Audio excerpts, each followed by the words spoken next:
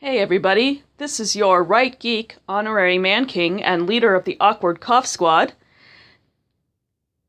I was looking at my recent analytics, and I noticed that nobody cares about my Iron Man back issues, which is sad, but I got a lot of views on my Star Trek meta, so what I'm going to do today is I'm going to talk about my top 10 episodes of Deep Space Nine. Well, mine and my brother's. Almost a decade ago, my brother and I sat down and we basically rated every single episode of Deep Space Nine, which is our favorite of the Star Treks.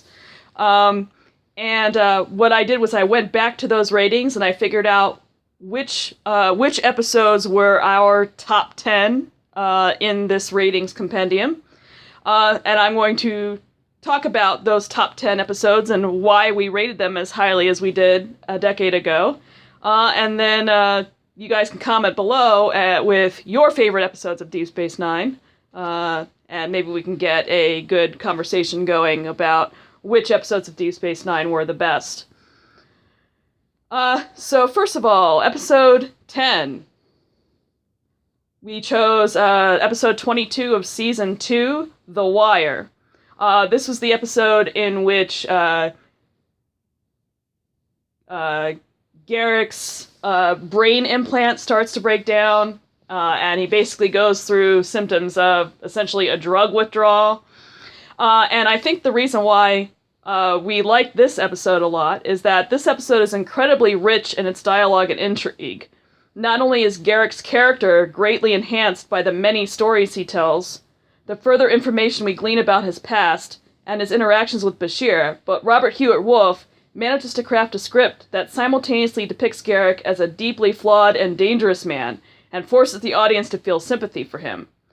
That's quite a trick, if you ask me. How they managed to get us to like this man, while at the same time making us feel utterly frustrated that he won't give us the real story behind his exile, and utterly wigged out about the men with whom he used to associate, and the crimes he probably committed in his past, is beyond me. In addition to providing us with tidbits of Garrick's past while simultaneously deepening his mystery, this episode also strengthens our respect for Bashir as a physician. As Garrick goes through the very realistic withdrawal that is the consequence of deactivating his implant, he lashes out in very frightening, very violent ways, and yet Bashir never once abandoned his patient. In this way, you really begin to see Bashir's heroic potential, something that is frequently obscured early on by his arrogance. Thus, not only should this episode be praised for the attention it pays to one of DS9's most fascinating recurring characters, but it should also be praised for furthering the growth of one of the principals. In 9th place, we have episode 4 of 5th season, Nor the Battle to the Strong. These were my brother's comments on the episode. This is the one where Jake decides to be an embedded reporter on the battlefield and ends up being traumatized by the whole experience. As Matthew writes, this story is told through the eyes of a writer. It's filled with poetic language and the voiceovers, literary language, including in the title, by the way, and a sort of depth of character focus that can only be achieved by Renee Echevarria. Wow, what a shocker. It's far more raw, far more brutally honest, and it makes sense to play it this way. It's not just done to shock the audience, or tell us in a brutal way that war sucks. It's done because we're seeing it through Jake's eyes, and he is brutally honest with himself, a rare and beautiful thing. Matt says, I could say 1,000 things about this episode, but I think it sort of speaks for itself. It's a wonderfully produced, written, acted, and directed piece that sends the crucial message that combat is not a proving ground for heroes, nor a divide that separates the strong from the weak. It's just terrible. Always. There's no good war, even if there are necessary ones. And if we accept that war is incredibly hard on those fighting it, we must also look upon those who fail to live up to expectations, those who would flee from the battle with compassion. And the best part about this is that it does not convey those points while celebrating those to whom we should show compassion. We do need to understand the guy who blew his foot off to avoid fighting, but that doesn't mean there shouldn't be consequences, and it doesn't mean he's a hero, and nor are Vietnam draft dodgers. I think what this episode accomplishes, at least for me, is to give me a new level of respect for those who can stick with their training and do the kind of fighting we need them to. The Ben Sisko types, the ones who aren't just trained but willing and able to leave everything on the field of battle to defend something in which they believe. And above all else, I think this episode makes it clear that heroism can take many forms, and that all of them, at their roots, are linked to intent. Saving 1,000 people doesn't make you a hero by default. Greg House has saved at least that many people, but he's no hero. And I think my other co-author would agree on that point. It's the reason you are able to do such thing that tells. The strength of character it requires to defend one's beliefs at any cost is what defines a hero, even if that defense comes in the form of a self-deprecating, brutally honest piece of prose for the viewing public. That's a kind of heroism, too. Jake isn't trained to be a soldier. It's not in his character. That doesn't mean he can't be heroic. And that is why DS9 is such a great canon. The writers see things with a greater appreciation for the strengths and weaknesses of human nature and the complexity of life. In slot number 8, we have the fourth episode of Season 6, Behind the Lines. This is the one in which Odo basically betrays the resistance that has sprung up on the station during the Dominion occupation of Deep Space Nine. I believe these are Matthew's comments as well. I think this episode works so well because Odo's change is gradual but definite. It starts with Odo and Kira fighting, the only way to get Odo to be on edge enough to be susceptible to the female changeling's persuasion to join the Link. That's the thing. Odo's desire for Odo and clarity really would leave him caring more about order on the station than the larger ramifications of the war. They really would leave him wishing he could silence his love for Kira, and they really would make him frustrated enough to succumb to the prospect of joining a totalitarian unity responsible for the destruction of countless millions of lives, if the reward for such evil was internal peace and ordered thought. We love Odo here, but we're not blind to the danger that lurks in his Gestapo-esque beliefs about station security, and we don't miss how dysfunctional his love for Kira is. And that's what makes the Behind the Lines so interesting as an episode. In 7th place is the three-parter that opens Season 2, and the three titles are The Homecoming, The Circle, and The Siege. This is the one in which there is a coup on Bajor, and that endangers the Federation's position in the Bajoran sector. One thing I particularly love about this triplet is that the antagonists are not complete dunderheads. General Kim, for example, accurately predicts that Sisko would never leave DS9 willingly and acts accordingly. Minister Jaro correctly deduces that Lee's presence on Bajor will put a dent in his plans and acts to prevent such an eventuality.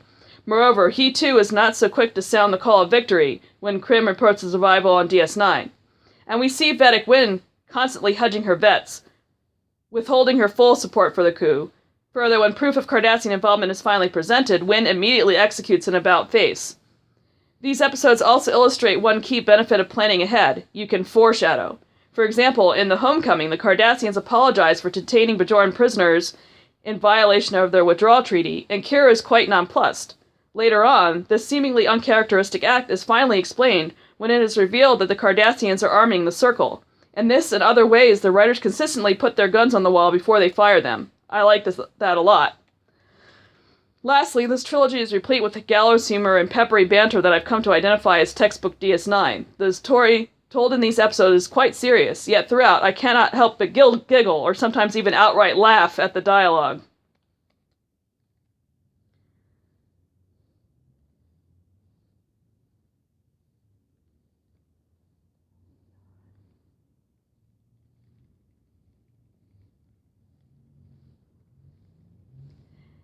And then finally for this video, we have in 6th place, the 10th episode of Season 5, Rapture. This is the one in which Sisko starts having visions that convince him that Bajor should not join the Federation because otherwise they will be attacked by some unknown enemy. This episode is filled with so much concentrated awesome that I'm not quite sure where to begin. But I suppose I'll start with the way this episode utterly nukes Trek's usual materialism. 'Tis true enough that Sisko's visions are kickstarted by a simple accident in the holosuite. Still, the stimulation and depolarization of Sisko's neurons does nothing to explain the 100% accurate content of his visions. No random neural event could possibly lead Sisko to the site of a holy Bajoran city that has been lost for millennia. No random neural event could possibly allow Sisko to see the Dominion's connection to Cardassia. No random neural event could possibly account for the fact that Bajor's last-minute withdrawal from the Federation admissions process was the right course of action to take, given its location. given its location. If Bajor had joined the Federation, it would have been the very first major Federation planet to fall in the coming Dominion invasion. No, Sisko's visions are genuinely supernatural in origin. Even Sisko himself realizes this. When Admiral Whatley all but begs Sisko to provide a secular explanation for his experiences, Sisko sticks to his guns. Yes, it was a vision, though I can't rationally explain what's happening. Hans Bemmler clearly knows that this stark acceptance of the spiritual will create quite a shockwave within the fan community. Thus, in a brilliant move, he incorporates that shockwave into the structure of the plot. We have, for example, the aforementioned Admiral Whatley, this episode's stand-in for the viewpoint of Starfleet Command. Given the Prime Directive, and Starfleet's tendency to default to secularism, it is not only proper but also necessary that a character like Whatley be permitted to take on the role of the skeptic. We also have that classic scene in Ops, in which a discussion of Sisko's dangerous condition reveals that the Federation-Bajoran cultural fissure runs right through the station's command staff. Even while exploring these profound differences of opinion, however, Beimler does not fall into the trap of favoring one side over the other. Kira's open religiosity is not mocked. Whatley is not painted as a fool. Tolerance, true tolerance, is the name of the game, as it has usually been for DS9. This episode also happens to be a triumph on the characterization front, and nowhere is this more apparent than in the scenes that feature Kai Wynn. The royal smackdown Wynn delivers to Kira, for instance, is terrific, adding yet one more layer to Wynn's deliciously nuanced personality. Wynn's transformation from foe to reluctant believer is also superbly handled. Everything Wynn says and does feels absolutely true to who she is. So that gives you slots 10 through 6. I don't want this video to be too long, so I will probably do 5 through 1 tomorrow. I hope that you will tune in then. So what do you think about these first episodes that I mentioned in our top 10? And do you have any episodes that you would like to see in the next half of the roundup? Let me know in the comments below, and I will talk to you again tomorrow.